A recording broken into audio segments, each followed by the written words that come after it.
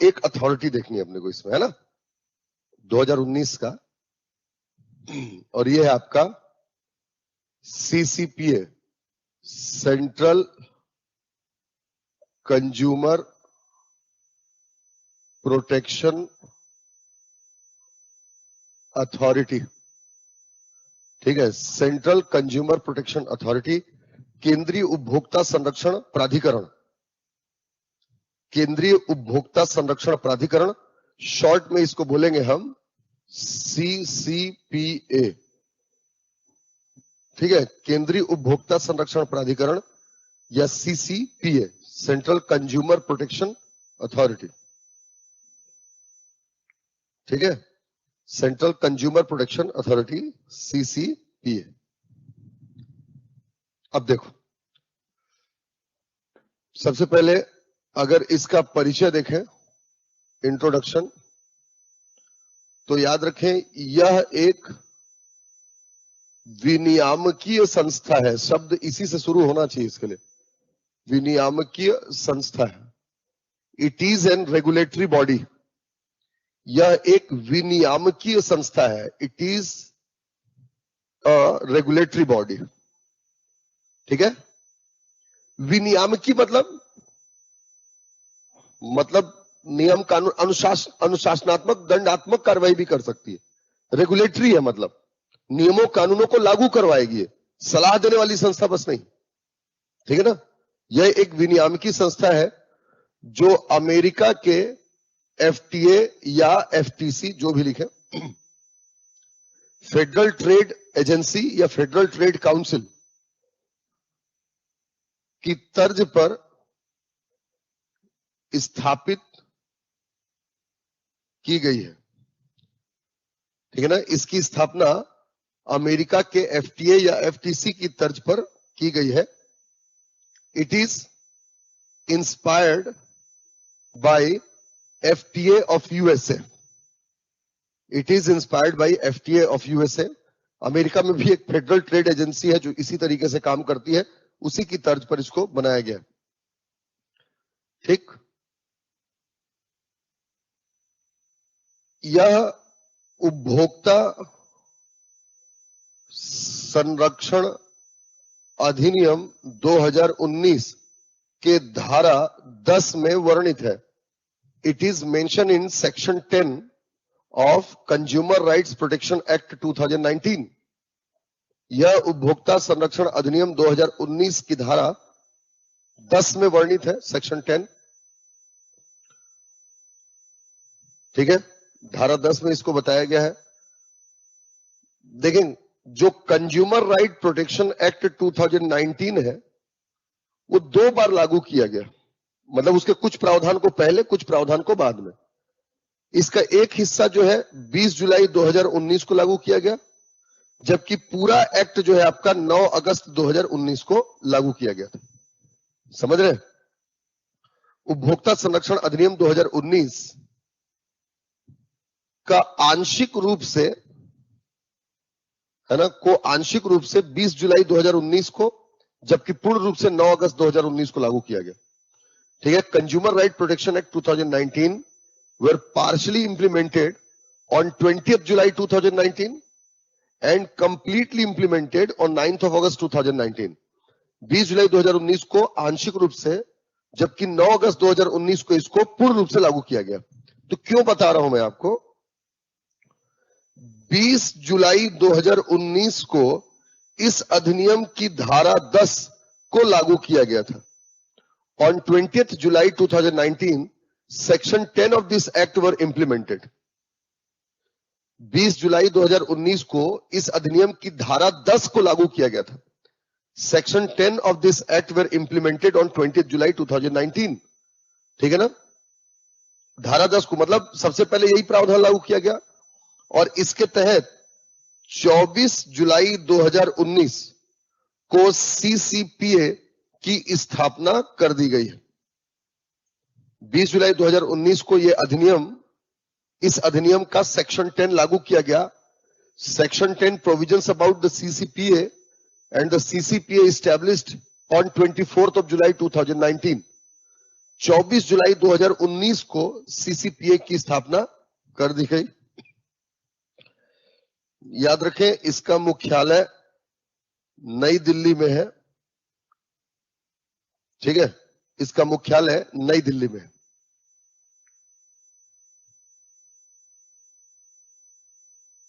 ठीक, क्यों स्थापित किया गया है? कार्य देखें सीसीपीए, बहुत सिंपल से 3 कार्य ही इसके बताए गए हैं। ठीक है, लेकिन हम एक लंबी लिस्ट इसमें बता लेंगे। सबसे पहली बात देखें, संरक्षण, संवर्धन और लागू करना। संरक्षण, संवर्धन और लागू करना, प्रोटेक्शन, प्रमोशन एंड इंप्लीमेंटेशन। ठीक है, प्रोटेक्शन, प्रमोशन एंड इंप्लीमेंटेशन। तो किस चीज का प्रमोशन, किस चीज का प्रोटेक्शन, किस चीज का इंप्लीमेंटेशन? तो याद रखें, उपभोक्ता अधिकारों का संरक्षण करना, प्रोटेक्शन ऑफ कंज्यूमर राइट्स। समझ रहे हैं? उपभोक्ता अधिकारों का संरक्षण करना, प्रोटेक्शन ऑफ कंज्यूमर राइट्स। उपभोक्ता अधिकारों को बढ़ावा देना या उसका संवर्धन करना, प्रमोशन ऑफ कंज्यूमर राइट्स। उपभोक्ता अधिकारों को का संवर्धन करना, प्रमोशन ऑफ कंज्यूमर राइट्स। और उपभोक्ता अधिकारों को लागू भी करना, implementation of the consumer rights. समझ रहे हैं? इसके बाद देखें इसका कार्य, इसे उपभोक्ता अधिकारों का हनन होने पर दंड देने की भी शक्ति है। ठीक है, CCPA is empowered to punish. CCPA empowered to punish any act which violates the consumer right. कोई भी ऐसा कार्य जो उपभोक्ता अधिकारों का हनन करता है, जिससे उपभोक्ता अधिकार अतिक्रमित होते हैं, उन्हें दंडित करने का प्रावधान भी है, ये दंडित कर सकती है। ठीक है ना? CCPA is empowered to punish any act which violates the consumer rights. ठीक है ना? और खास बात याद रखें कि ये दंडित करने के लिए दंड कितना लगा सकती है? 10 लाख रुपए तक जुर्माना लगाने की शक्ति है इसको। ठीक है, 10 लाख रुपए तक का जुर्माना लगाने की शक्ति है और 1 साल तक उस संस्था को प्रतिबंधित कर सकती है। ठीक है, CCPA is empowered to punish any act which violates the consumer rights.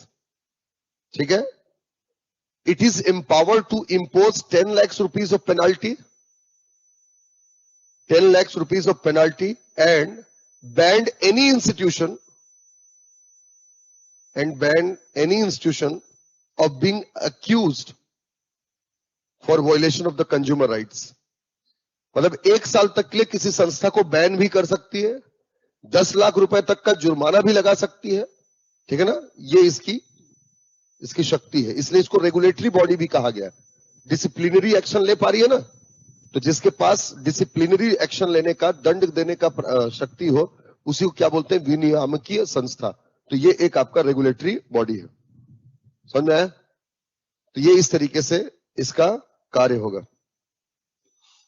इसका गठन एवं संरचना अगर देखें,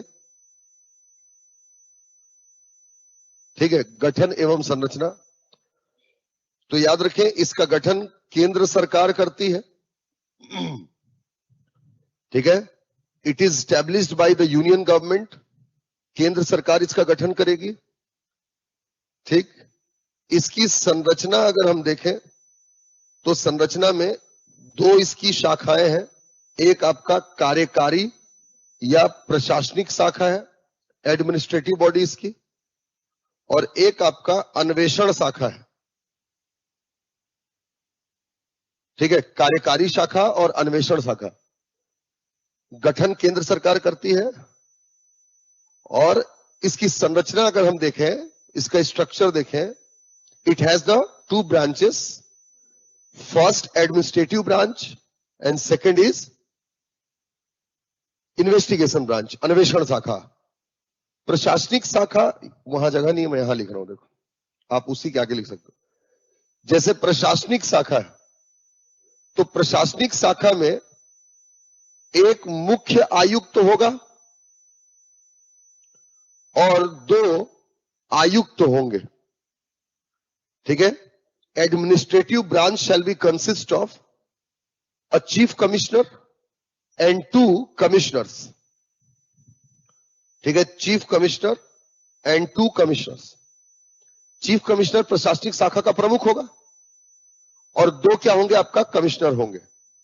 तो जो चीफ कमिश्नर है ये प्रशासनिक शाखा का प्रमुख होगा और 2 आयुक्त होंगे। इसमें 2 आयुक्त क्यों होंगे? क्योंकि कंज्यूमर या तो गुड्स खरीदेगा या तो सर्विस लेगा।